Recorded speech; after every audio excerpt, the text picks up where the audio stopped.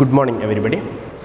കഴിഞ്ഞ 2 ക്ലാസ്സുകളിലായിട്ട് എന്താണ് അമാൽഗമേഷൻ എന്നുള്ളതും എങ്ങനെയാണ് അമാൽഗമേഷൻ നടക്കുന്നത് എന്നുള്ളതും അമാൽഗമേഷൻ നടക്കുമ്പോൾ ട്രാൻസ്ഫറർ കമ്പനിയുടെ ബുക്സ് ഓഫ് അക്കൗണ്ട്സിൽ എന്തെല്ലാം കാര്യങ്ങൾ ജേണൽ എൻട്രീസ് റെക്കോർഡ് ചെയ്യണമെന്നുള്ളതും നമ്മൾ ഡിസ്കസ് ചെയ്തിട്ടുണ്ടായിരുന്നു. ഇന്ന് നമ്മളൊരു പുതിയ വീഡിയോയിലൂടെ ഡിസ്കസ് ചെയ്യാൻ ഉദ്ദേശിക്കുന്നത് അമാൽഗമേഷൻ്റെ സമയത്ത് ട്രാൻസ്ഫറി കമ്പനിയുടെ ബുക്സ് ഓഫ് അക്കൗണ്ട്സിൽ ഏതെല്ലാം ജേണൽ എൻട്രികൾ റെക്കോർഡ് ചെയ്യണമെന്നുള്ളതാണ്. ട്രാൻസ്ഫറർ കമ്പനി എന്നത് ആരാണോ അസറ്റ്സ് ആൻഡ് ലയബിലിറ്റീസ് കൈമാറുന്നത് എന്നുള്ളതും ട്രാൻസ്ഫറി കമ്പനി എന്നുള്ളത് ആർക്കാണോ അസറ്റ്സ് ആൻഡ് ലയബിലിറ്റീസ് കൈമാറുന്നത് അല്ലെങ്കിൽ ആരാണോ ഈ അസറ്റ്സ് ആൻഡ് ലയബിലിറ്റിയെ സ്വീകരിക്കുന്നത് ഈ കമ്പനിയെ ട്രാൻസ്ഫറി കമ്പനി എന്നാണ് വിളിക്കുക എന്നുള്ളത് നമുക്കറിയാം. ഇനി നമ്മൾ ട്രാൻസ്ഫറി കമ്പനിയുടെ ബുക്സ് ഓഫ് അക്കൗണ്ട്സിൽ എന്തെല്ലാം കാര്യങ്ങൾ റെക്കോർഡ് ചെയ്യണമെന്നുള്ളത് നോക്കാം. ട്രാൻസ്ഫറി കമ്പനിയുടെ കേസിൽ അവർക്ക് 2 മെത്തേഡിൽ ബുക്സ് ഓഫ് അക്കൗണ്ട്സിൽ ജേണൽ എൻട്രീസ് തയ്യാറാക്കാവുന്നതാണ്, റെക്കോർഡ് ചെയ്യാവുന്നതാണ്. ഏത് രീതിയിലാണ് അവരുടെ അമാൽഗമേഷൻ, അവിടെ ഏത് തരത്തിലുള്ള അമാൽഗമേഷനാണ് നടക്കുന്നത് എന്നുള്ളതിനെ അപേക്ഷിച്ചിട്ടായിരിക്കും അവരുടെ ബുക്സ് ഓഫ് അക്കൗണ്ട്സിൽ ജേണൽ എൻട്രീസ് റെക്കോർഡ് ചെയ്യുന്നതുമായിട്ടുള്ള കാര്യങ്ങൾ ചെയ്യുന്നത്. ഓക്കെ, 2 മെത്തേഡാണ് അമാൽഗമേഷൻ ഉള്ളത്, in the form of merger and in the form of purchase. Amalgamation in the form of merger ആണെങ്കിൽ, മെർജർ എന്നുള്ള മെത്തേഡിലാണ് അമാൽഗമേഷൻ നടക്കുന്നത് എങ്കിൽ transferee company pooling of interest എന്നുള്ള മെത്തേഡിലാണ് അവർ ജേണൽ എൻട്രീസ് പ്രിപ്പയർ ചെയ്യുന്നത്. പൂളിംഗ് ഓഫ് ഇൻട്രസ്റ്റ് മെത്തേഡ് എന്ന് പറയുമ്പോൾ എല്ലാ അസറ്റും ലയബിലിറ്റിയും എല്ലാം ബുക്ക് വാല്യൂവിലാണ് റെക്കോർഡ് ചെയ്യുന്നത്. ഇതാണ് അതിൻ്റെ ഏറ്റവും അടിസ്ഥാനപരമായിട്ടുള്ള പ്രത്യേകത എന്ന് പറയുന്നത്. ഓക്കെ, നോക്കാം നമുക്ക് എങ്ങനെയാണ് ജേണൽ എൻട്രി പ്രിപ്പയർ ചെയ്യുന്നത് എന്നുള്ളത്. Accounting in the books of transferee company, transferee കമ്പനിയുടെ ബുക്സ് ഓഫ് അക്കൗണ്ട്സിലെ കാര്യങ്ങളാണ് നമ്മൾ പറയുന്നത്. പൂളിംഗ് ഓഫ് ഇൻട്രസ്റ്റ് മെത്തേഡും പർച്ചേസ് മെത്തേഡും ഉണ്ട്. ജേണൽ എൻട്രീസ് റെക്കോർഡ് ചെയ്യുന്നതിന് 2 മെത്തേഡ് ഉപയോഗിക്കുന്നുണ്ട്.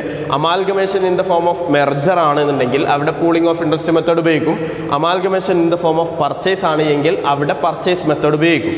ഓക്കെ, നമ്മൾ നോക്കാം. ഒന്നാമത്തെ journal entry for purchase consideration due. Purchase consideration due ആവുമ്പോൾ business purchase account debtor to liquidator of transferor company. Business purchase account debtor to liquidator of transferor company. എത്രയാണോ purchase consideration ആ amount നമ്മൾ record ചെയ്യുന്നു. Second one for asset and liability taken over. രണ്ടാമത്തെ step എന്ന് പറയുന്നത് asset and liability taken ചെയ്യുന്നതാണ്, ഏറ്റെടുക്കുന്നതിനാണ്. Asset account debtor, ശ്രദ്ധിക്കണം, book value. Asset account debtor to liabilities, book value to reserve account to business purchase. ഈ entry നമ്മൾ പ്രത്യേകം ശ്രദ്ധിക്കേണ്ടതുണ്ട്. അസറ്റ് അക്കൗണ്ട് ഡെപ്റ്റർ എല്ലാ അസറ്റിനെയും നമ്മൾ ഏറ്റെടുക്കുന്ന എല്ലാ അസറ്റിനെയും ഡെബിറ്റ് ചെയ്യുന്നു, ബുക്ക് വാല്യൂവിലാണ് ഡെബിറ്റ് ചെയ്യുന്നത്. ടു ലയബിലിറ്റീസ്, ലയബിലിറ്റീസിനെ ക്രെഡിറ്റ് ചെയ്യുന്നു, അതും ബുക്ക് വാല്യൂവിലാണ് റെക്കോർഡ് ചെയ്യുന്നത്. ദെൻ ടു റിസർവ് അക്കൗണ്ടും ടു ബിസിനസ് പർച്ചേസ് ആണ് അവിടെ ഉള്ളത്. ക്രെഡിറ്റ് സൈഡിലുള്ള മറ്റു 2 എൻട്രികൾ എന്ന് പറയുന്നത് ടു റിസർവും ടു ബിസിനസ് പർച്ചേസുമാണ്. ബിസിനസ് പർച്ചേസ് എന്നുള്ളത് നമ്മളുടെ പർച്ചേസ് കൺസിഡറേഷൻ എമൗണ്ട് ആണ്. ബിസിനസ് പർച്ചേസ് എന്നുള്ള ഇതിന് നേരെ നമ്മൾ കാണിക്കേണ്ടത് purchase consideration amount. Then reserve കോളത്തിൽ നമ്മൾ കാണിക്കേണ്ടത് ഡെബിറ്റ് ആൻഡ് ക്രെഡിറ്റ് സൈഡിലെ ഡിഫറൻസ്. ഡെബിറ്റും ക്രെഡിറ്റും തമ്മിലുള്ള ഡിഫറൻസിൻ്റെ ബാലൻസിങ് ഫിഗറാണ് റിസർവ് അക്കൗണ്ട് എന്നുള്ള ഭാഗത്ത് നമ്മൾ കാണിക്കുക. ഓക്കെ, ഇത് പ്രത്യേകം ശ്രദ്ധിക്കേണ്ടതുണ്ട്. മൂന്നാമത്തെ ജേണൽ എൻട്രി എന്ന് പറയുന്നത് for payment of purchase consideration. Purchase consideration കൊടുക്കുമ്പോൾ liquidator of transferor company account debtor to share capital to cash or bank. Share ആയിട്ട് കൊടുക്കാം, ക്യാഷ് ആയിട്ട് കൊടുക്കാം, എങ്ങനെയാണോ നമ്മൾ കൊടുക്കുന്നത് ആ ഫോം എഴുതാം. For payment of liquidation expense. ഇനി ട്രാൻസ്ഫറർ കമ്പനിയുടെ ലിക്വിഡേഷൻ എക്സ്പെൻസ്, ട്രാൻസ്ഫറർ കമ്പനിയുടെ ലിക്വിഡേഷൻ എക്സ്പെൻസ് മീറ്റ് ചെയ്യുന്നത് ട്രാൻസ്ഫറി കമ്പനിയാണെങ്കിൽ വരുന്ന ജേണൽ എൻട്രിയാണ് general reserve account debtor to cash. General reserve account debtor to cash for payment of formation expense.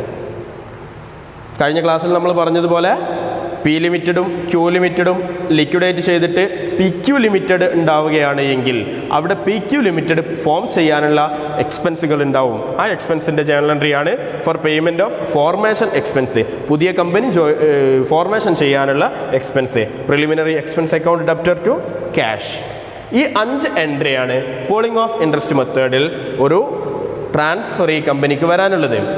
ഇനി ഇതേ case തന്നെ പർച്ചേസ് മെത്തേഡിലാണ് നമ്മൾ ചെയ്യുന്നത് എങ്കിൽ, amalgamation in the form of purchase ആണ് എങ്കിൽ നമുക്ക് വരുന്ന ജേണൽ എൻട്രി ഒന്ന് നോക്കാം. നമുക്ക് first one for purchase consideration due.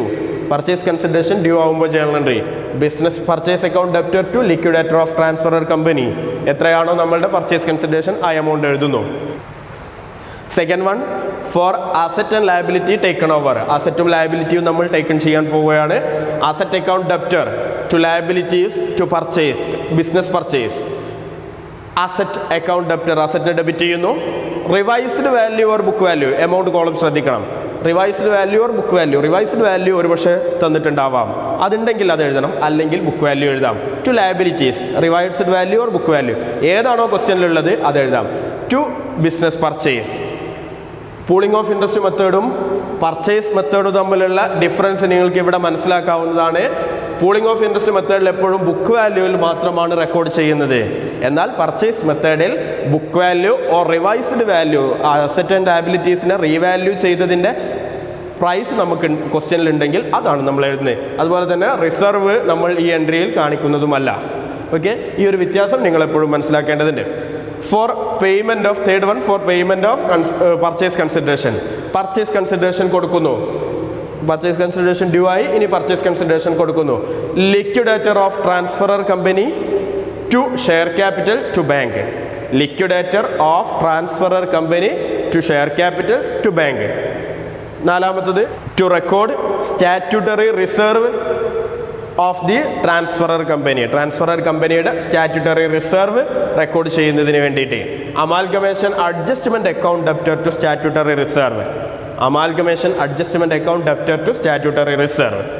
Then next for payment of liquidation expense of transferor company. Transferor കമ്പനിയുടെ ലിക്വിഡേഷൻ എക്സ്പെൻസ് മീറ്റ് ചെയ്യുന്നത് ട്രാൻസ്ഫറി കമ്പനിയാണെങ്കിൽ goodwill account debtor to goodwill account or capital reserve account debtor to cash or bank. എവിടുന്നാണോ നമ്മൾ ചെയ്യുന്നത് അത് കൊടുക്കാം നമുക്ക്. Then payment of formation expense, preliminary expense account debtor to cash or bank. Formation expense meet ചെയ്യുമ്പോൾ preliminary expense account debtor to cash or bank. Then in case of both goodwill and capital reserve, capital റിസർവും ഗുഡ്വില്ലും ഒരേ സമയം ഉണ്ടാവുകയാണ് എങ്കിൽ, അതുണ്ടാവാൻ സാധ്യതയുണ്ട്. ഗുഡ്വില്ലും capital റിസർവും ഒരേ സമയം വരുന്നുണ്ട് എങ്കിൽ അതിനെ സെറ്റ് ഓഫ് ചെയ്യുന്ന എൻട്രിയാണ് capital reserve account debtor to goodwill. Capital reserve account debtor to goodwill. Then if any liability discharged by transferee company. ഇനി ഏതെങ്കിലും ലയബിലിറ്റി ഡിസ്ചാർജ് ചെയ്യുന്നത് ട്രാൻസ്ഫറി കമ്പനിയാണെങ്കിൽ, ഏതെങ്കിലും ലയബിലിറ്റീസ് ഡിസ്ചാർജ് ചെയ്യുന്നത് ട്രാൻസ്ഫറി കമ്പനിയാണ് എങ്കിൽ അവിടെ നമ്മൾ കൊടുക്കുന്ന എൻട്രിയാണ് liability account debtor to share capital. ഇത്രയും എൻട്രിയാണ് പർച്ചേസ് മെത്തേഡിൽ നമ്മൾക്ക് കാണിക്കാനുണ്ടാവുക. സാധാരണഗതിയിൽ നമ്മുടെ രാജ്യത്ത് ഇന്ത്യയിലൊക്കെ നടക്കുന്ന അമാൽഗമേഷനുകളെല്ലാം ഭൂരിഭാഗവും പർച്ചേസ് മെത്തേഡിലാണ് ഉണ്ടാവാറുള്ളത്. അതുകൊണ്ട് നമ്മൾ ഈ എൻട്രിയാണ് പലപ്പോഴും നമ്മൾക്ക് എക്സാമിനും മറ്റു കാര്യങ്ങൾക്കൊക്കെ നമുക്ക് എഴുതാനുണ്ടാവുക. ഓക്കെ, ഇത്രയും കാര്യങ്ങൾ നിങ്ങൾക്ക് മനസ്സിലായിട്ടുണ്ടാവും എന്ന് വിചാരിക്കുന്നു. താങ്ക്